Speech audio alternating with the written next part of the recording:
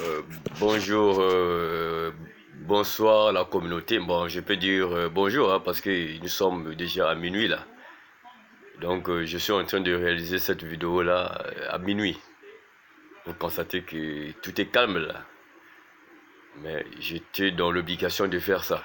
Parce que, comme j'avais tenu la promesse à la communauté, bon, vous constatez aujourd'hui que ma voix n'est plus comme à l'accoutumée, hein, parce que je suis terrassé par Intu. Intu, mais cela ne peut pas constituer un obstacle pour la réalisation de cette vidéo. Donc, comme promis à la communauté, donc, concernant la sensibilisation du VIH-Sida, vous savez que on ne peut pas faire une sensibilisation du VIH sans définir le VIH. Même si lors de mes vidéos antérieures, j'avais défini le VIH et le SIDA, mais il est toujours tout à fait normal que je puisse toujours revenir à la définition. Bon, nous savons que le VIH, c'est un virus immunodéficience humain qui attaque le système de défense de l'organisme en détruisant les cellules qui nous défendent contre les maladies.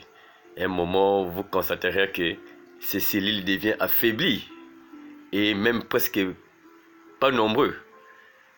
Et à ce moment-là, le corps en lui-même n'est plus en mesure de nous protéger. Parce que le corps ne peut pas nous protéger. Donc c'est à partir de là que le sida intervient maintenant. Et c'est là maintenant qu'on constate maintenant l'apparition du sida. Parce que je vous dis souvent que il ne peut jamais avoir le sida sans le VIH. Donc le sida n'est que la manifestation du VIH, le résultat du VIH. Donc le sida arrive et on va constater qu'il y aura beaucoup d'infections. Bon, ça je parlerai ça avec lorsque je vais progresser un peu. Bon, maintenant parlons un peu sur les transmissions. Comment se transmet le VIH? Mais nous savons qu'il y a trois façons de transmission du VIH. Il y a trois façons. Bon, je vais commencer par la première façon. La première façon, c'est par le rapport sexuel non protégé, protégé. Par les rapports sexuels non protégés. Il s'agit de deux personnes qui font le rapport sexuel.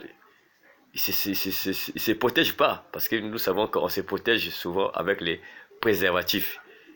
Mais deux personnes font des rapports sexuels sans se protéger.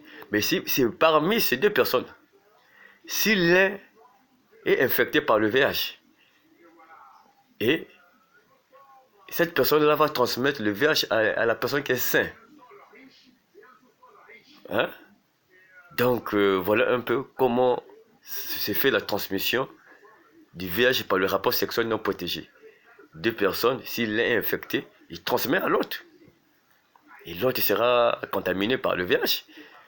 Et la deuxième façon, c'est par le contact avec le sang infecté par le VIH. Là, nous pouvons parler par exemple des objets, par exemple, des objets infectés. Par exemple, pour parler des aiguilles, des rasoirs, des injections. Si ces objets ont été utilisés par des gens ou bien par une personne qui est infectée par le VIH, en utilisant s'il y a eu une blessure et le virus infecte les objets. Et si ce même objet est encore réutilisé pour d'autres personnes, et cette personne aussi peut être atteinte par le VIH en cas d'une blessure, bien sûr. Donc, on peut attraper ça par l'incision, le tatouage, l'excision, le piercing, ou percer l'oreille, le nez et la langue. Et la troisième façon pour attraper le VIH, c'est par de la mère à l'enfant.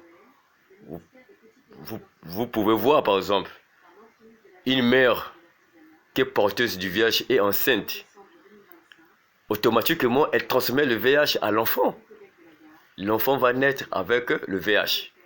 Et c'est pour cette raison on interpelle toujours aux mamans, aux femmes, lorsqu'elle est enceinte, elle doit être dans l'obligation de faire la CPN. La CPN, c'est quoi? La CPN, c'est la consultation prénatale. Et c'est l'ensemble des... C'est une prise en charge globale de la femme enceinte. Donc, c'est l'ensemble des examens que la femme doit faire pendant la grossesse. Et parmi ces examens-là, figure le VIH. Le VIH est là. Une fois sûr, on constate que la femme-là est atteinte du VIH.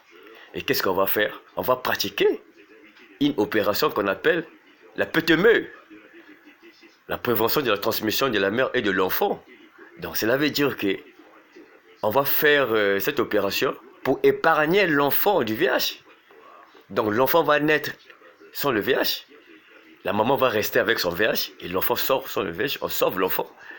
Mais non, vous les mamans là qui ne voulez pas faire la CPN, la consultation prénatale, hein, si vous vous retrouvez dans un état et que vous êtes porteuse du VIH, mais sachez-vous que vous allez transmettre votre VIH à l'enfant. Et lorsqu'on vous dit des choses, il faut prendre ça au sérieux. Une maman qui est enceinte, elle doit obligatoirement faire la CPN. Parce que si elle est porteuse du VIH, on va épargner l'enfant. Mais la PTME, ça se fait seulement à travers la CPN. Voilà un peu ce que je peux dire sur la transmission.